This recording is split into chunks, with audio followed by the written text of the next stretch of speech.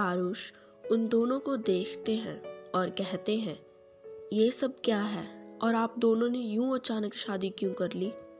ओमकार उनकी तरफ देखता है और कहता है, इस सवाल का जवाब आपकी बेटी आपको बहुत अच्छे से दे सकती है मिस्टर सिंह। वैसे भी इन्हें दूसरों के घर उजाड़ने में कुछ ज़्यादा ही मज़ा आता है।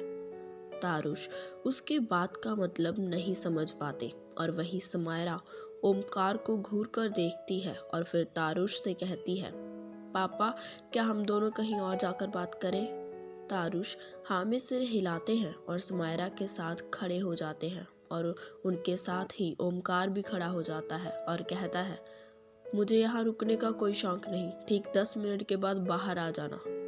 ये कहकर ओमकार समायरा को एक भयंकर सा लुक देता है और वहाँ से बाहर चला जाता है। समायरा जाते हुए ओमकार को घूरते हुए देखती है और तारुश के साथ स्टडी रूम में चली जाती है और वहीं बाकी घर वाले ओमकार के ऐसे बिहेव से हैरान थे और वो लोग वहीं हॉल में तारुश और समायरा का इंतज़ार करने लग जाते हैं। वहीं स्टडी रूम में समायरा सब कुछ तारुश को बता रही थी और तारुश उसकी बात सुन हैरान रह जाते हैं और बीच में ही वो थोड़ा गुस्से में कहते हैं, ये तुम क्या करने जा रही थी समायरा? उस राजवीर से शादी? तुमने एक बार भी सोचा था कि उसके बाद वो इंसान तुम्हारी ज़िंदगी पूरी तरह से बर्बाद कर देता? तुम उसे नहीं जानती, वो अपने ईगो के लिए कुछ भी कर सकता है, कुछ भी। भले ही तुमने उससे शादी नहीं की पर फिर भी तुमने उसी के बेटे से शादी क्यों कर ली? क्यों समायरा? समायरा उन्हें समझाते हुए कहती है, पापा उस समय मुझे कुछ नहीं सूझ रहा था, क्या करूं और क्या नहीं। और जब राजवीर रॉय ने मुझसे शादी के लिए कहा तो मुझे लगा कि यही एक रास्ता है जिससे मैं आप सबको बचा सकती हूँ। तारुश गुस्से में कहते हैं, अरे अगर आ जाते रास्ते पर तो आ जाते, पर आप अपनी ज़िंदगी क्यों बर्बाद करने चली थी समायरा? समायरा उनकी ओर देखती है और कहती है, पापा ये बात सिर्फ इतनी नहीं है, अगर हम उन्हें पैसे दे भी देते तो आपको जेल भी हो सकती थी और ये मैं हरगिज़ नहीं होने देती। ये कहते हुए समायरा की आंखें हल्की नम हो जाती हैं और तारुश उसे गले से लगा लेते हैं और कहते हैं, आप ऐसी क्यों हैं समायरा, क्यों? समायरा उनसे दूर होते हुए कहती है, ये समायरा अपने पापा के लिए कुछ भी कर सकती है। तारुश अपना सिर हिला देते हैं और उससे पूछते हैं, मुझे एक बात समझ नहीं आई कि जब आप राजवीर से शादी करने जा रही थी तो ओमकार बीच में कैसे आया? समायरा उनकी बात सुन उन्हें जो कुछ मंदिर में हुआ बताते हुए कुछ पिछली यादों में खो जाती है।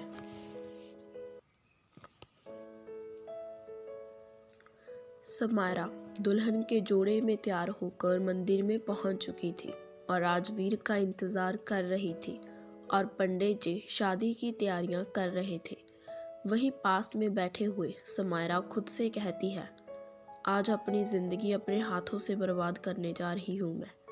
उस इंसान से शादी करने जा रही हूँ जिसे मैं जानती तक नहीं, पर मुझे ये सब करना ही होगा।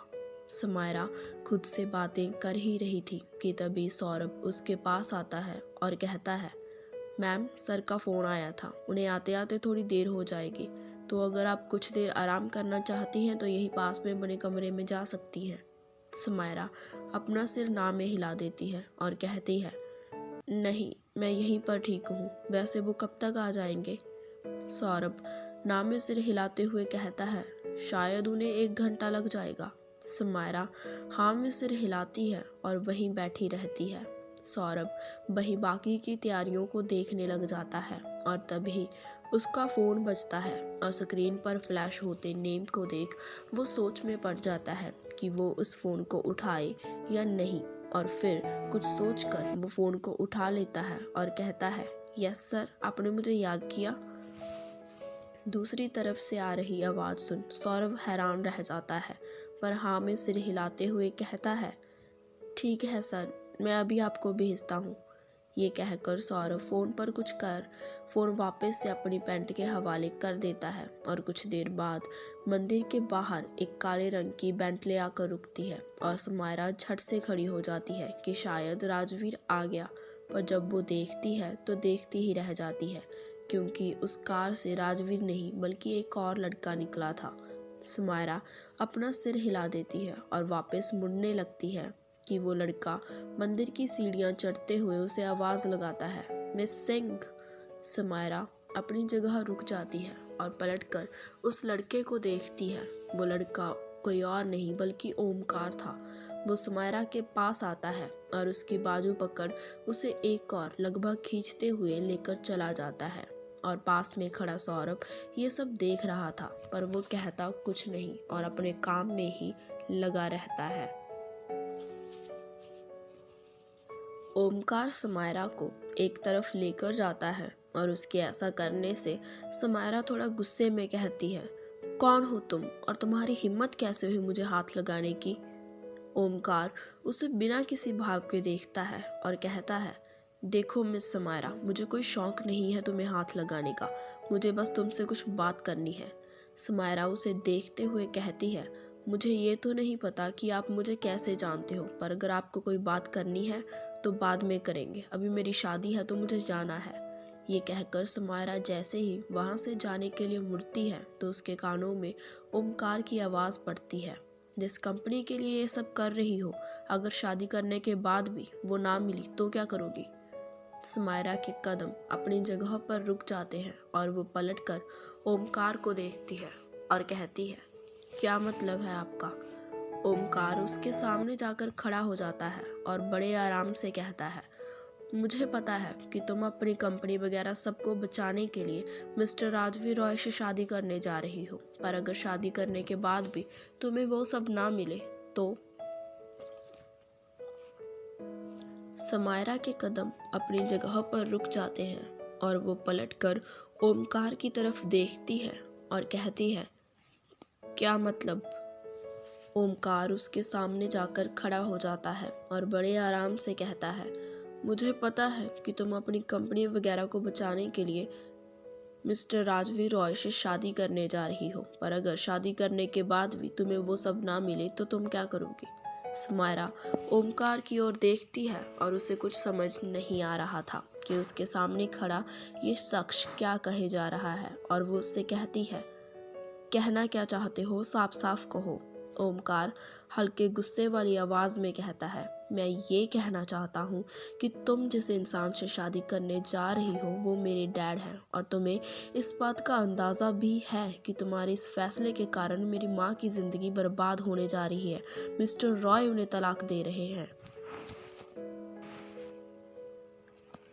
समायरा को इस बात का पता था कि अगर राजवीर उससे शादी कर रहा है तो वो ज़रूर अपनी बीवी को तलाक देगा ही देगा, और उसे इस बात का अफसोस भी था, पर उसके पास और कोई रास्ता नहीं था, इसीलिए वो ये शादी कर रही थी। और ओमकार की बात सुनने के बाद समायरा आराम से कहती है, इस सब में मैं कुछ नहीं कर सकती, मुझे देर हो रही है, मुझे जाना होगा।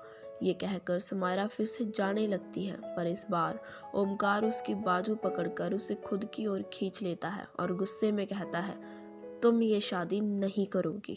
समायरा खुद को उसकी पकड़ से छुड़ाते हुए कहती है, तुम होते कौन हो मुझे रोकने वाले, मुझे जो करना है मैं वो करूँगी, सो लीव मी। ओमकार उसे छोड़ देता है और कहता है, तुम्हें क्या लगता है कि अगर तुमने मिस्टर रॉय से शादी कर ली तो वो तुम्हारी कंपनी के पेपर लाकर तुम्हारे हाथ में रख देंगे और कहेंगे कि ये लीजिए मिसेस सिंह, ये आपकी कंपनी के पेपर्स। समायरा उसकी तरफ देखती है तो ओमकार आगे कहता है, जितना मैं उन्हें जानता हूँ उतना तुम में से कोई नहीं जानता, उन्हें सिर्फ अपना बदला लेना है, और इसके बाद तुम्हें कोई कंपनी नहीं मिलने वाली, उल्टा तुम्हारे साथ साथ तुम्हारे परिवार की ज़िंदगी तो बर्बाद होगी ही, साथ में तुम्हारे कारण मेरी माँ को भी तकलीफ होगी, वो अलग। समायरा को ओमकार की बात कुछ कुछ समझ आ गई थी, पर वो कुछ सोचने के बाद कहती है, पर ये रिस्क लेने के अलावा मेरे पास और कोई रास्ता नहीं है। ओमकार को पता था कि जो भी हो जाए आज के आज उसके डैड समायरा से किसी भी हाल में शादी करके रहेंगे, उसके लिए उन्हें चाहे कुछ भी करना पड़े। इसीलिए उसने कुछ सोचा और फिर समायरा से कहा, क्या तुम मुझसे शादी करोगी। ओमकार की बात सुन समायरा हैरानी से उसकी तरफ देखती है तो ओमकार कहता है, इसमें इतना हैरान होने वाली कोई बात नहीं है। मुझे तुम्हारे साथ कोई हमेशा के लिए नहीं रहना है, हमें बस 6 महीने के लिए साथ रहना है। समायरा उसकी तरफ देखे जा रही थी और फिर वो कहती है, तुम्हारा मतलब है कि मैरिज कॉन्ट्रैक्ट? हाँ, सही समझे, जिसमें हम दोनों को साथ रहना है और उसके बदले में मैं ओमकार रॉय तुम्हें तुम्हारी कंपनी वापस दूंगा। ओमकार उसे देखते हुए कहता है। समायरा को इस बात में कोई खराबी नज़र नहीं आती। आखिर वो जो भी कुछ कर रही थी अपने परिवार के लिए ही कर रही थी और पूरी ज़िंदगी राजवीर के साथ रहने से तो अच्छा था कि वो सिर्फ 6 महीने के लिए ओमकार के साथ रहे। कुछ सोच समायरा कहती है, वो तो ठीक है, पर जैसे कि मैं ये सब अपनी फैमिली के लिए कर रही हूँ, पर तुम ये सब क्यों कर रहे हो? अगर तुम अपने डैड को मुझसे शादी करने के लिए रोकना चाहते हो तो तुम सीधा ही मुझे मेरी कंपनी वापस कर सकते थे ना, तो मुझसे शादी क्यों? ओमकार उसकी तरफ देखता है और कहता है, मैं ये सब क्यों कर रहा हूँ ये सब मैं तुम्हें बताना ज़रूरी नहीं समझता। तुम सिर्फ इस बात पर ध्यान दो कि तुम्हें तुम्हारी कंपनी वापस मिल रही है। समायरा उसके ऐसा कहने से चिढ़ जाती है और अपने कदम मंडप की ओर बढ़ा देती है और उसके पीछे पीछे ओमकार भी आ जाता है और पंडित जी उनकी शादी करवाने लग जाते हैं।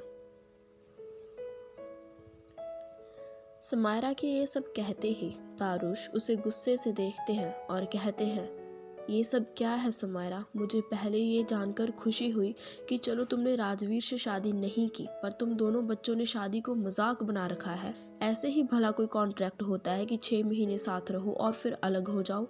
तारुश समायरा और ओमकार के कॉन्ट्रैक्ट वाली बात से नाराज थे। उनकी नज़र में शादी एक बहुत पवित्र बंधन था, पर ऐसे अपने फ़ायदे के लिए उसका गलत इस्तेमाल करना बहुत ज़्यादा गलत था। समायरा उन्हें समझाने की कोशिश करते हुए कहती है, पापा मुझे पता है कि ये सब जो मैंने और ओमकार ने किया है वो गलत है, पर इसके अलावा मेरे पास और कोई रास्ता भी तो नहीं था।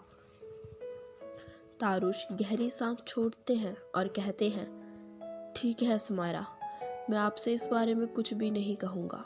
समायरा अपना सिर हिला देती है और कहती है, पर आप इस सब के बारे में किसी को कुछ नहीं बताएंगे? तो इस पर तारुश हाँ में सिर हिला देते हैं और समायरा उनके गले लगने के बाद बाहर आ जाती है। उसके जाते ही तारुश कहते हैं, अब जब ये रिश्ता जुड़ ही गया है तो मैं भगवान से यही प्रार्थना करूँगा कि ये कभी टूटे नहीं। ये कहने के बाद वो भी बाहर आ जाते हैं और वहीं समायरा सबसे एक बार मिलती है और फिर घर के बाहर आ जाती है, क्योंकि ओमकार ने उसे सिर्फ 10 मिनट ही दिए थे। और वहीं तारुश बाकी के घर वालों को झूठ कह देते हैं कि समायरा और ओमकार एक दूसरे से प्यार करते थे, पर समायरा को नहीं पता था कि वो राजवीर का बेटा है। और जब ओमकार को पता चला कि उसके पापा ने क्या किया है तो उसने समायरा को मुसीबत से निकालने के लिए उससे शादी कर ली। समायरा घर के बाहर आती है और देखती है कि ओमकार कार से पीठ लगाए खड़ा था और समायरा को देखते ही वो पीछे की सीट पर जाकर बैठ जाता है और समायरा भी चुपचाप उसके बगल में जाकर बैठ जाती है। पूरे रास्ते उन दोनों में कोई बात नहीं होती और समायरा खाली आंखों से कार के बाहर देखती है और वहीं ओमकार अपने फ़ोन में ही लगा रहता है।